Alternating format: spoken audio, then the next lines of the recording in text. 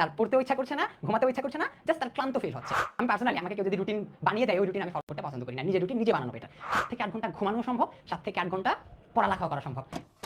সবাইকে পবিত্র মাহে রমজানের শুভেচ্ছা। তুমি স্কুল, কলেজ, ভার্সিটি কিংবা মেডিকেল যেখানকার স্টুডেন্টই হও কেন, যখন রোজা আসে তখন একটা কনফিউশন তোমার মনে মাস্ট জাগে, সেটা হচ্ছে রোজায় পড়ার রুটিনটা আসলে কেমন হবে। সো আমি মিসবাউজ্জামাল, ঢাকা মেডিকেল কলেজ এমবিবি তৃতীয় বর্ষ। আমি আজকে তোমাকে বেসিক্যালি একটা রোজায় পড়ার রুটিনের স্ট্র্যাটেজিটা কেমন হবে এবং আউটলাইনটা কেমন হবে সেটা নিয়ে ডিসকাস করে দেখাবো। কিন্তু রুটিন নিয়ে ডিসকাস করার আগে আমি একটা মিথ ব্রেক করতে চাচ্ছি। মিথটা হচ্ছে রোজায় আসলে পড়া হয় না। আমাদের সবারই একটা কমন এক্সকিউজ, রোজায় আমাদের রুটিনে সেহেরি, ইফতার, তারাবি এবং বিভিন্ন ইবাদত যখন ঢুকে তখন আমরা বলি যে রুটিনটা তো আসলে ছোট হয়ে যাচ্ছে, পড়ার রুটিনটার টাইমটা কমে যাচ্ছে। এবং তার সাথে আমরা আরও একটা এক্সকিউজ অ্যাড করি, সেটা হচ্ছে দিনের বেলা খালি পেটে আসলে পড়ার কনসেন্ট্রেশন থাকে না। এখন দেখো এই সবগুলো আসলে কেন এক্সকিউজ বলছি বা মিথ বলছি, কারণ আমি পার্সোনালি বিশ্বাস করি রোজায় তুমি 1 ঘন্টা বা 2 ঘন্টা যখনই পাও না কেন, ওই টাইমটা কিন্তু তোমার ফোকাস লেভেল অনেক বেশি থাকার কথা। কেন বেশি থাকার কথা? দেখো, রোজার মাস মানে সংযমের মাস, ঠিক আছে? তো বেসিক্যালি অন্যান্য বাকি 11 মাস আমরা যে ফেসবুকে রিলস দেখি, স্ক্রলিং করি, ইনস্টাগ্রাম ইউজ করি, সোশ্যাল মিডিয়া ইউজ করি, রোজার মাসটাতে এই অ্যাক্টিভিটিগুলো আমাদের কিছুটা কমে যায়। তুমি যেমন প্র্যাকটিসিং মুসলিম হও বা যেমনই হও না কেন, রোজার মাসটাতে আমরা বেসিক্যালি এটা কমিয়ে ফেলি। সো যখন তুমি এই জিনিসগুলো কমিয়ে ফেলছো, তোমার ডোপামিনের যে কনজিউম লেভেল সেটা কমে যায়, এবং বেসিক্যালি ডোপামিনের কখন কনজিউম লেভেল কমে যায় তখন আমার ফোকাস লেভেলটা বেড়ে যায়। সো রোজায় তুমি একটা অ্যাডভান্টেজ পাচ্ছ, যেই টাইমটাই তুমি পড়ালেখা করার সময় চুজ করবে, ওই টাইমটা তুমি 100% ফোকাস নিয়ে পড়ালেখা করতে পারছো। সো এই মিথটা আসলে ব্রেক করে দিলাম। রোজায় তোমার যখন ইচ্ছা থাকবে, ডেফিনেটলি তুমি একটা ফোকাসড ওয়েতে পড়ালেখা করতে পারবা এবং বাকি মাসগুলো থেকে এটার আউটকামটা আরও ভালো হবে। ঠিক আছে, এবার আসি মিস্টেকের ক্ষেত্রে। গ্রস একটা মিস্টেক করি আমরা ইফতারের সময়। দেখো, আমরা 12 থেকে 13 ঘন্টা রোজা রাখি। যখন এই 12 থেকে 13 ঘন্টা তুমি কিন্তু কোনো কিছু কনজিউম করো না, ঠিক আছে? সো তোমার বডি একটা স্টারভেশনের মধ্য দিয়ে যাইতেছে। স্টারভেশনের পরে 12 থেকে 13 ঘন্টা পরে তুমি যখন ইফতার করো, তারা যখন হেভি মিল রাখো এবং একই সাথে হেভি মিলটা যখন এক্সেস অ্যামাউন্টে রাখো বা অনেক বেশি অ্যামাউন্টে রাখো, তখন যেটা হয়, হঠাৎ করে তোমার বডি এটা নিতে পারে না, ঠিক আছে? হঠাৎ করে তোমার বডির মেটাবলিজম অনেক বেশি বেড়ে যায়, যার কারণে দেখা যাচ্ছে তোমার শরীর অনেক বেশি উইক ফিল করো তুমি ইফতারের পরে। এবং এই উইকনেসটা দেখা যায় যে তুমি নামাজ পড়তে অনেক বেশি অনীহা থাকে অনেকের, দেখা যাচ্ছে নামাজ পড়তেও ক্লান্তি বোধ করছে, এবং নামাজ শেষে দেখা যায় এই সব কিছুর আউটকামটা হয় কি, তার পড়তেও ইচ্ছা করছে না, ঘুমাতেও ইচ্ছা করছে না, জাস্ট তার ক্লান্ত ফিল হচ্ছে। তার হচ্ছে গিয়ে পেটে হচ্ছে গিয়ে অনেক বেশি ফাঁপা লাগছে, বা হচ্ছে গিয়ে তার অনেক গ্যাস্ট্রিকের প্রবলেম ফিল হচ্ছে, পেট জ্বালাপোড়া করছে, অনেক ধরনের সমস্যা ক্রিয়েট হবে। সব সমস্যার মূল সমস্যা হচ্ছে ইফতারে হেভি মিল কনজিউম করা এবং অনেক বেশি অ্যামাউন্টে। এখন এটার আসলে সলিউশন কি? সলিউশনটা হচ্ছে, যখন ইফতার তুমি শুরু করবে, খেজুর বা হচ্ছে গিয়ে শরবত বা খুব লাইট কিছু দিয়ে শুরু করবে, এবং সেটা নেওয়ার পরে তুমি নামাজ পড়তে যাবে মাগরিবের, এবং নামাজ শেষে এরপরে তুমি আস্তে আস্তে বাকি যে ইফতারটা সেটা কমপ্লিট করো, কোনো সমস্যা নেই। আমার মেইন যে কনসার্নটা সেটা হচ্ছে একসাথে এত কিছু আমরা যাতে কনজিউম না করি।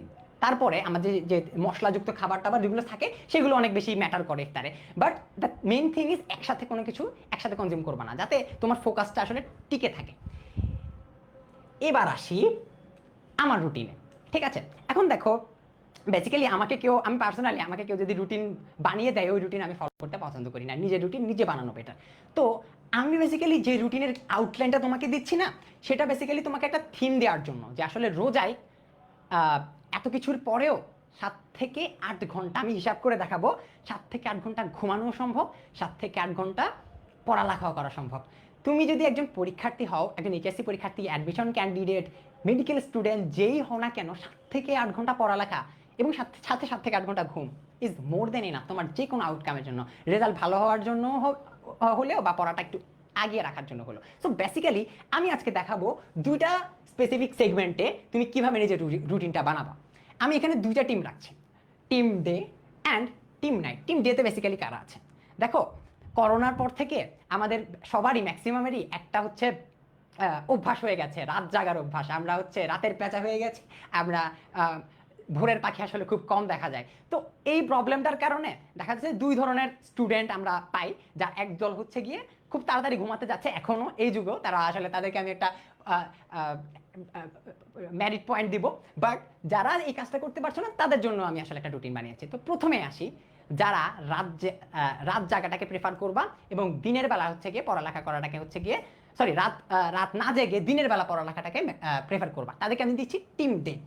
তোমরা কখন ঘুমাবা? ঠিক আছে, দেখো একটা জিনিস, রাত 11টা জিনিসটা কেন লিখলাম, কারণ বেসিক্যালি আমাদের যে তারাবির সময়টা সেটা আসলে কিন্তু 11টার ভিতরেই শেষ হয়ে যায়, রাত 11টার ভিতরে ম্যাক্সিমাম মসজিদে শেষ হয়ে যায়।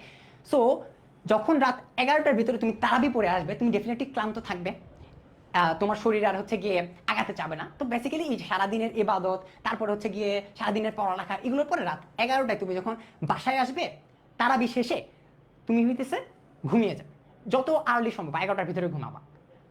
এবং এই ঘুমটা হবে তোমার সেহরির আগ পর্যন্ত, সেহরি হতে পারে 4টার আগ পর্যন্ত, সেহরির জন্য তুমি তো আধা ঘন্টা রাখবে ডেফিনেটলি। ওইটা বাদ দিয়ে তুমি হইতেছে গিয়ে এই টাইমটা, পুরো টাইমটা হচ্ছে গিয়ে কি করবা, ঘুমাবা। ওকে, তুমি ঘুমাবা।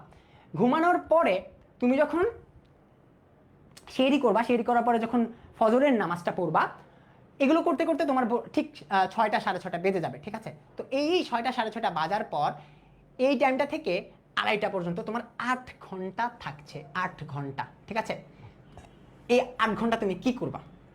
দেখো, টিম ডেতে কিন্তু একটা বিরাট অ্যামাউন্টের স্টুডেন্ট আছে যাদের এই টাইমটাতে ক্লাস থাকবে।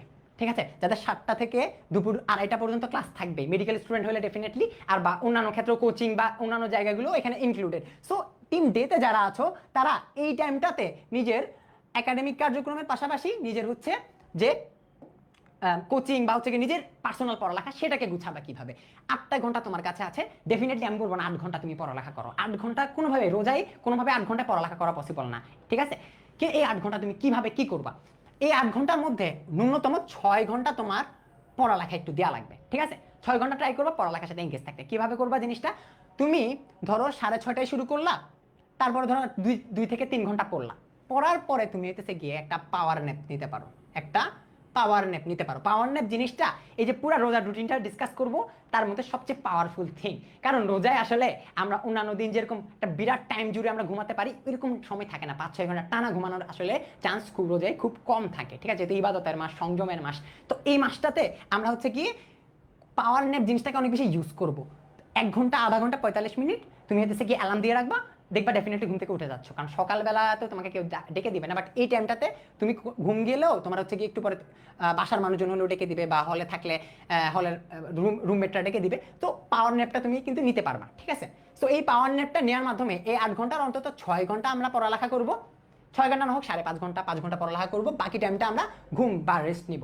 কিংবা এই পুরো রুটিন যখন ডিসকাস করতেছি, যে টাইমটাই আমি বলবো যে হচ্ছে এক্সট্রা পাচ্ছ, ওই টাইমটা তুমি ইবাদতে দাও। তুমি দরকার হয় কোরআন পড়ো। ঠিক আছে, বা যে কোনো কিছু একটা করো, রোজাই তোমার হচ্ছে কি সোয়াবটা বাড়বে আর কি। আচ্ছা, এবার আসি, এই 8 ঘন্টা ডিসকাস হয়ে গেল। এরপরে 2:30 থেকে কি করবো? তুমি জোহরের নামাজ তো পড়ে ফেলবা, এর মধ্যে জোহর থেকে আসর তুমি একটা ঘুম দাও। ঠিক আছে, এই যে পাওয়ার ন্যাপটা তো তুমি এর মাঝখানে দিছো না, তো তুমি আবারও ডেফিনেটলি টায়ার্ড হয়ে যাবা, তুমি এই টাইমটাতে একটা ঘুম দাও। কোয়ালিটিফুল একটা ঘুম নেওয়ার পরে আসর থেকে ইফতারের আধা ঘন্টা আগ পর্যন্ত তুমি কি করবা বলো দেখি? 1 ঘন্টা তুমি এখানের মধ্যে পাচ্ছ, ডেফিনেটলি 1 ঘন্টা প্লাস বা 1 ঘন্টার কাছাকাছি পাচ্ছ আসরের নামাজ শেষ করার পর। এই 1 ঘন্টা আমি প্রেফার করবো আরেকটু আমরা পড়ালেখা করি। ঠিক আছে, আরেকটু আমরা পড়ালেখায় দিই। তাহলে দেখো 6 + 1 7 ঘন্টা আমরা কিন্তু পেয়ে যাচ্ছি পড়ালেখার। ঠিক আছে, 7 ঘন্টা প্লাস পড়ালেখা যখন পাচ্ছি, তুমি দেখো এবার বাকি যে টাইমটা ইফতারের আগে আধা ঘন্টা, এই আধা ঘন্টা থাকতেছে, তুমি কি করবা? তুমি কি এই আধা ঘন্টা পড়ালেখা করবা? না, ডেফিনেটলি রোজার মাস, ইফতারের আগে হচ্ছে গিয়ে বেশি বেশি ইবাদত করার ট্রাই করবা। তুমি বেশি কোরআন খতম দেওয়ার ট্রাই করতে পারো, কোরআন পড়তে পারো, এবং ইফতারের আগে হচ্ছে দোয়া বেশি বেশি কবুল হয়। তো এই টাইমটা তুমি ডেফিনেটলি আধা ঘন্টা অন্তত অন্তত ইবাদতের মধ্যে থাকবা। ঠিক আছে, আচ্ছা, এবার এই ইফতারের পর থেকে তারাবি পর্যন্ত যে টাইমটা, এই টাইমটা তুমি কি করবা? ঠিক আছে, দেখো একটা জিনিস দেখতে পাবা, ইফতারের আগ থেকে তারাবি পর্যন্ত এবং ইফতারের পর থেকে তারাবি পর্যন্ত দুইটার ক্ষেত্রেই টিম নাইট এবং টিম ডে আমি কিন্তু কমন জিনিস রাখছি। কেন? কারণ আমি বিশ্বাস করি ইফতারের পরে তারাবি পর্যন্ত যে 1 ঘন্টা বা আধা ঘন্টা বা 40 মিনিট আমরা পাই, এই টাইমটা আসলে ফ্যামিলির সাথে দেওয়া উচিত।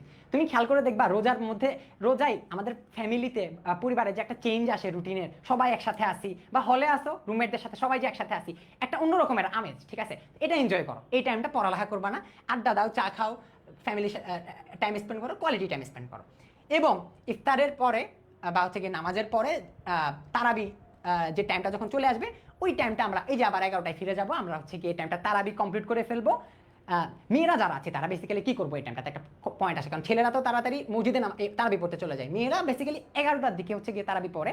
তো তারা কি করবে, অ্যাডজাস্ট করবা রুটিনটা, তারা ওই টাইমটা পড়ালেখা করবা, যে টাইমটা ছেলেরা হচ্ছে তারাবি পড়তে যাবে মসজিদে, তোমরা ওই টাইমটা আয়দা তারাবি পড়তে পারো, নতুবা হচ্ছে গিয়ে ওই টাইমটা তোমরা পড়ালেখা করবা।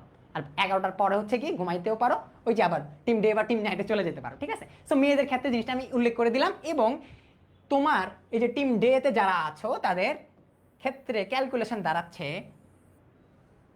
ঘুমের, তুমি 7 ঘন্টা, ঠিক আছে? তুমি 7 ঘন্টা ঘুমাইতে পারতেছো, মোর দেন এনাফ। 7 ঘন্টা ঘুম মোর দেন এনাফ।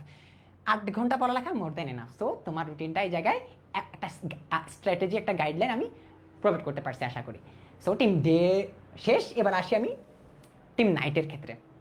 দেখো রাত জাগা পেঁচা যারা আছো তারা কি করবা, তোমরা যখন তারাবি পড়ে আসবা 11টার দিকে বা 10:30টার দিকে, তোমরা হইতেছো সেহরি পর্যন্ত টাইমটা পড়ালেখা করবা, ঠিক আছে? এটা কত কত অ্যামাউন্ট, 4 থেকে 4.5 ঘন্টা তুমি ডেফিনেটলি পাচ্ছ। এবং একটা জিনিস উল্লেখ করে নি, ঠিক আছে? সেটা হইতেছে আমরা যে পড়ালেখা করবো বলতেছি, কোন পড়ালেখাগুলো করব? তুমি কি যে কোনো টাইমে ম্যাথ পড়বা, তুমি যে কোনো টাইমে ফিজিক্স পড়বা, যে কোনো টাইমে কঠিন কোনো কিছু পড়বা না, একটু স্ট্র্যাটেজি ফলো করবা। সেটা কি জানো? সেটা হইতেছে গিয়ে যখন আমার দিনের বেলা ডেফিনেটলি স্টারভেশনের কারণে একটু ফোকাস কমে যায় আমাদের, আমি প্রথমে বলছি ফোকাস তো থাকবে বাট হালকা কমে, তো ওই টাইমটাতে না আমার কঠিন কিছু আসলে পড়া আমি রাখতে চাইতেছি না। তো যারা টিম ডে আছো তারা হইতেছে গিয়ে দিনে যখন পড়ালেখা করবা, এই যে দিনে যে পড়ালেখা করতেছো না, একদম লাইট জিনিসপাতি রাখবা, ঠিক আছে? ম্যাথ ফিজিক্স এগুলো একটু রাতের দিকে যখন পড়বা তখন রাখবা, ঠিক আছে? এই যে এই টাইমটাতে যখন পড়বা তখন রাখবা, যখন পেট একটু ভরা থাকবে ওই টাইমটাতে তুমি একটু কঠিন জিনিসপাতিগুলো পড়া ট্রাই করবা, ঠিক আছে? আর যখন ফিল করবা যে টায়ার্ড লাগতেছে, বিষাদগ্রস্ত লাগতেছে, অবসাদ ফিল করতেছো, তখন আইদার পাওয়ার ন্যাপ নিবা, নয়তো লাইট জিনিসপাতি পড়বা। আচ্ছা, এবার রুটিনে ব্যাক করি। আবার কোথায় ছিলাম আমি? হইতেছে গিয়ে এই যে তারাবি থেকে সেহরি পর্যন্ত 4.5 ঘন্টা তুমি পড়ার কিন্তু টাইম পাইতেছো।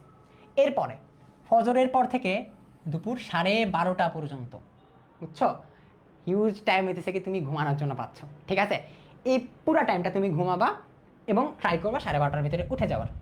এবং 12:30টার ভিতরে যখন আমি উঠে যাব, এরপর আমি কি করব দেখো, এটা তোমার হিউজ টাইম। তুমি উঠেই নামাজ পড়বা, নামাজ পড়ার পরে কতক্ষণ টাইম পাইতেছো? প্রায় হইতেছে 2.5 ঘন্টা টাইম পাইতেছো। এই টাইমটাকে তোমার ডেফিনেটলি পড়ালেখা করা লাগবে, ঠিক আছে? দুপুরের টাইমটা কোনোভাবে পড়া মিস গেলে দেখবা রুটিন মিস হয়ে যেতেছে, ঠিক আছে? কারণ আর টাইম পাবা না, ঠিক আছে? তো এই টাইমটা একটু পড়ালেখা করার ট্রাই করবা। এবার আসছি আমি দুপুর 3টা থেকে আসর পর্যন্ত আমি কি করব। ডেফিনেটলি তুমি ঘুমাইছো, বাট তারপরে যেহেতু তুমি পড়ালেখা করছো 2 ঘন্টা, তোমার ডেফিনেটলি দুপুরের টাইমটা আসলে খুব টায়ার্ড লাগে আর কি। সো এই টাইমটা তুমি একটু ঘুমাবা, পাওয়ার ন্যাপ নিবা, ঠিক আছে? অনেক ভালো একটা টাইম পাবা তুমি, দুপুর থেকে আসর পর্যন্ত 1-1.5 ঘন্টা পাবা। এটার পরে তুমি কি করবা, ওই যে টিম তোমার ডে এর সাথে তোমার ম্যাচ করতেছে জিনিসটা, আসর থেকে ইফতারের 8 ঘন্টা আগ পর্যন্ত হইতেছে তুমি একটা টাইম পাচ্ছ। এই টাইমটাতে তুমি পড়ালেখা করবা 1 ঘন্টা 40 মিনিট, ঠিক আছে? 1 ঘন্টা বা 40 মিনিটের মতো পড়ালেখা করবা। এখন এই টাইমটাতেও বেসিক্যালি খুব কঠিন কিছু পড়তে ইচ্ছা করে না, তোমার টায়ার্ড ফিল হবে, তখন তুমি রিভিশন দিতে পারো, যে কোনো একটা কিছু বললাম না, লাইট জিনিসপাতি রাখবা, টাফ কিছু রাখবা না। এবার ইফতারের আগের আধা ঘন্টা, ইফতারের পর থেকে তারাবি পর্যন্ত সবগুলো আগের টিমের সাথে ম্যাচ করতেছে। বেসিক্যালি এই টাইমটা আমরা ইবাদতে দেওয়ার ট্রাই করবো, এই টাইমটা আমরা ফ্যামিলির সাথে দেওয়ার ট্রাই করবো। এই পুরা টাইমটা আমরা পড়ালেখা থেকে একটু দূরে থাকবো বা কাজ কারবার থেকে দূরে থাকবো, ঠিক আছে? সো বেসিক্যালি এই ক্ষেত্রেও দেখাচ্ছে, দেখো 2 টিমের ক্ষেত্রেই 7 থেকে 8 ঘন্টা ঘুম পড়া দুইটাই আমি রাখতে পারতেছি। সো যারা বলো রোজায় পড়ালেখা হয় না, বা রোজায় হচ্ছে কি তুমি ফিল করতেছো কেমনে পড়বো, তোমার নতুন রুটিন চেঞ্জ হয়ে যেতেছে, তোমার হচ্ছে কি অনেক বেশি সাফার করতেছো, তাদের জন্য এই একটা স্ট্র্যাটেজি আমি দাঁড় করাতে পারছি। রুটিন তো বেসিক্যালি এইভাবে বানাবা না, তুমি নিজের মতো রুটিন বানাবা, বাট এই স্ট্র্যাটেজিটা তুমি একটু ফলো করলে দেখবা 7 থেকে 8 ঘন্টা ঘুম প্লাস পড়ালেখার যে ব্যাপারটা সেটা তুমি পাচ্ছ। এবং এই যে পবিত্র মাস, সংযমের মাস, ইবাদতের মধ্য দিয়ে আমরা যাবো, ইবাদতের পাশাপাশি পড়ালেখা চলবে, কাজ চলবে, ঘুম সবই চলবে। কারণ আমি বিশ্বাস করি এই মাসটাতে তুমি পড়ার পাশাপাশি ইবাদতটা যদি রাখো, তাহলে হচ্ছে গিয়ে আল্লাহ তোমার সব কিছুর ক্ষেত্রেই সময়ের বরকত যেটা সেটা বাড়িয়ে দেবে। তো সবাইকে আবারও পবিত্র মাহে রমজানের শুভেচ্ছা। ভিডিওটা শেষ করছি। সালাম আলাইকুম।